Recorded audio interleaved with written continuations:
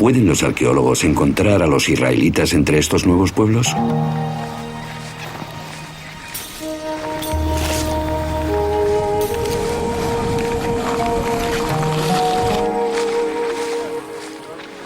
En la década de 1970, los arqueólogos comenzaron a hacer estudios extensos en la zona elevada central de Canaán, que hoy se encuentra en el territorio de la Autoridad Palestina en Cisjordania.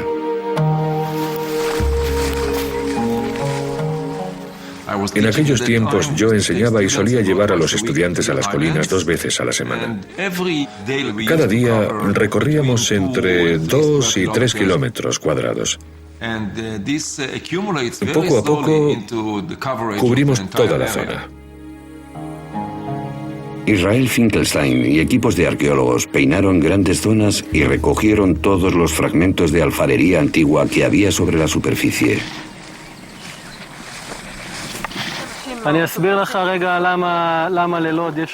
Durante 7 años recorrió 600 kilómetros cuadrados, clasificando las piezas de barro y marcando sobre un mapa los lugares donde las encontraron.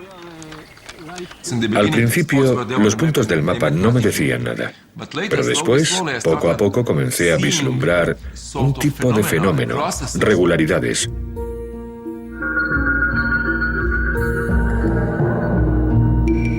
Al fechar la alfarería, Finkelstein descubrió que anteriormente al año 1200 a.C. había aproximadamente 25 asentamientos humanos. Calculó que la población total sería de entre 3.000 y 5.000 habitantes. Pero justo 200 años después, se produce un aumento espectacular de la población y los asentamientos. Cuando se produce esta revolución demográfica y la población crece sin parar, encontramos unos 250 asentamientos. La población se multiplicó por 10 hasta 45.000 personas más o menos. Este fenómeno no puede explicarse como fruto del crecimiento vegetativo normal. Un ritmo así es imposible en la antigüedad.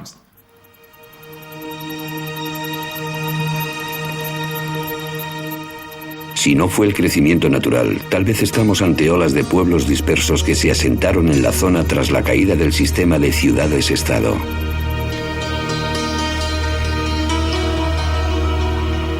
Entonces, descubrimos indicios de una nueva cultura.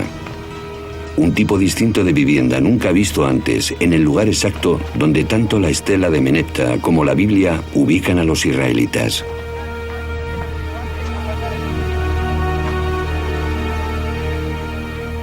Los lugares donde aparece esta clase de casa coinciden con las zonas donde los israelitas vivían. Incluso a veces se las denomina casas israelitas o tipo de vivienda israelita.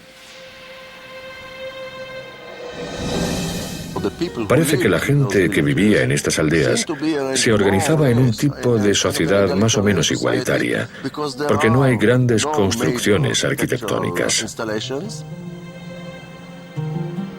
Si te fijas en los hallazgos, son relativamente pobres.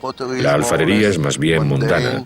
No quiero ofender a los primeros pobladores o a los israelitas de la antigüedad, pero aquí hay muy poco arte. Curiosamente, esta alfarería rudimentaria encontrada en los nuevos pueblos israelitas es muy parecida a la de uso diario hallada en las ciudades cananitas anteriores como Hazor.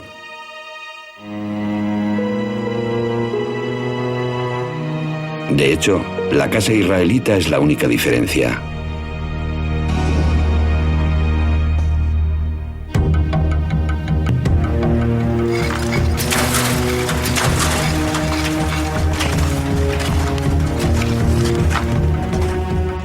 Estas grandes semejanzas han llevado a los principales arqueólogos a una asombrosa nueva conclusión sobre los orígenes de los israelitas antiguos. La idea es que la mayoría de los primeros israelitas fueron originalmente cananitas desplazados. Los israelitas estuvieron siempre en Israel. Eran nativos, pero pertenecían a diferentes grupos. Eran los desposeídos. Lo que estamos viendo es un movimiento de gentes, pero no una invasión de hordas armadas extranjeras. Más bien se trató de una revolución social y económica.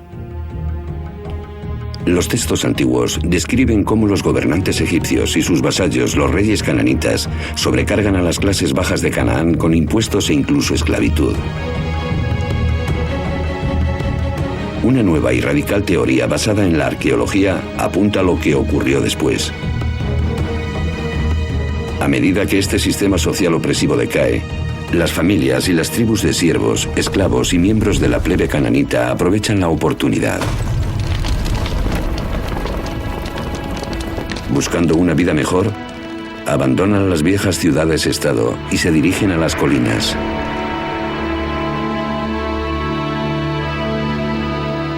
Libres de la opresión de su pasado, se alzan en lugares nuevos como un pueblo nuevo, los israelitas.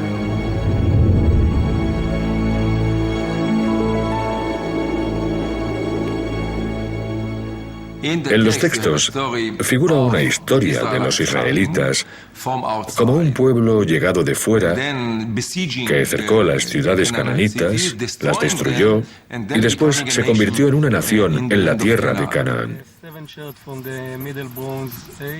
Sin embargo, la arqueología nos cuenta una historia contraria.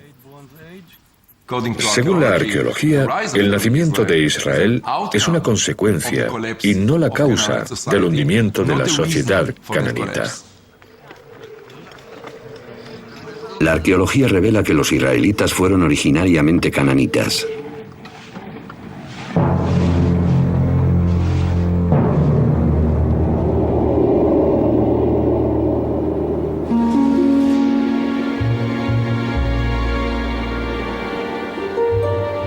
Entonces, ¿por qué la Biblia suele presentar a los israelitas como extranjeros en Canaán?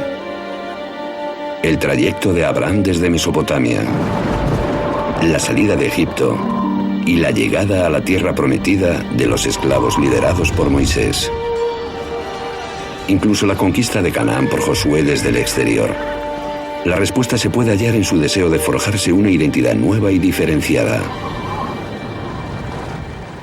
Como nos cuentan los psicólogos, la identidad se crea hablando de lo que uno no es, refiriéndose a los demás. A fin de averiguar quién soy, primero tengo que saber quién no soy. Lo que siempre falta en los pueblos israelitas son los grandes palacios y la artesanía extravagante asociadas a los monarcas y a las élites económicas de Canaán. A los israelitas no les gustaba el sistema cananita y se definían por oposición a él. Al no usar alfarería decorada, al no usar alfarería importada, desarrollaron una ideología de la simplicidad que marcó la diferencia entre ellos y los sistemas egipcio y cananita. Si los israelitas querían distanciarse de su pasado cananita, ¿qué mejor que crear una historia sobre su destrucción?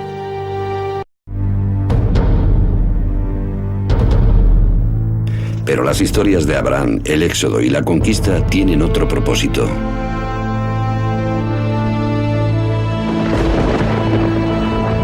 Son una conmemoración del poder de lo que la Biblia dice que es la mayor diferencia entre los israelitas y el resto de los pueblos: su Dios.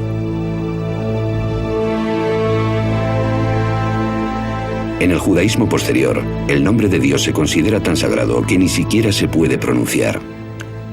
No sabemos exactamente lo que significa y tampoco cómo se pronunciaba. Pero parece ser el nombre personal del Dios de Israel.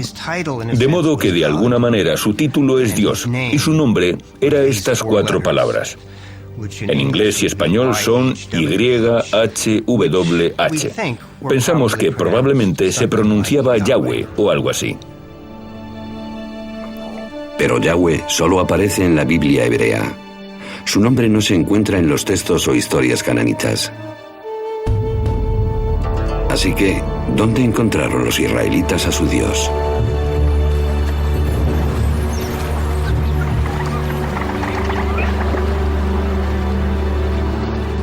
La búsqueda de los orígenes de Yahweh lleva a los especialistas de vuelta al antiguo Egipto.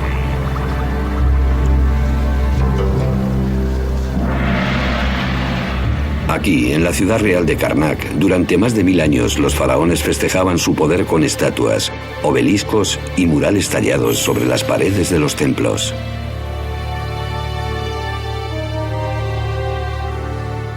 Aquí, en el muro septentrional de